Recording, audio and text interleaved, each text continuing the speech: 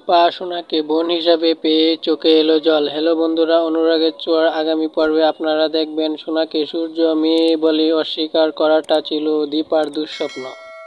পরে দীপা ঘুম ভেঙে যাওয়ার পর দীপা দেখতে পায় সোনা বাড়িতে নেই। তারপর দীপা গিয়ে দেখে যে রূপা ও সেনগুপ্ত বাড়িতে লাবণ্যর কাছে ছুটে গিয়েছে তার আর রূপার মধ্যে কিসের সম্পর্ক সেটা জানার জন্য। তারপর দীপা যখন রূপাকে নিয়ে যাওয়ার জন্য চেষ্টা করে, রূপা বলে যে সত্যিটা না জেনে ও এখান থেকে যাবে না সে। রূপা বলে কেন, তার সোনাকে নিজের কাছে বলে মনে হয়। এ বলে যখন রূপা কান্না করতে থাকে তখন দীপা বলে দেয় যে সোনা আর রূপা যমজ বোন। তারপর রূপা বলে যে হিংসুকুটি সারাক্ষণ মা মা বলে কান্না করে কষ্ট পায়, আর তোমরা তাকে কেন শুধু শুধু কষ্ট দাও, আমি গিয়ে সব সত্যি কথা বলে দিব। তারপর লাবণ্য ও দীপা রূপাকে সত্যি কথাটা না বলার জন্য আটকে দেয়।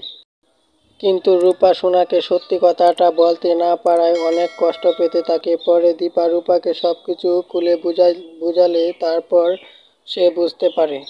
পরের দিন সেনগুপ্ত বাড়িতে রূপা ও দীপা পুজোর মধ্যে গেলে সোনা রূপাকে দেখে যখন দৌড়ে রূপার কাছে যায় তখন রূপা সোনাকে জীবনের প্রথমবার বোন হিসাবে দেখতে পেয়ে কান্নায় ভেঙে পড়ে।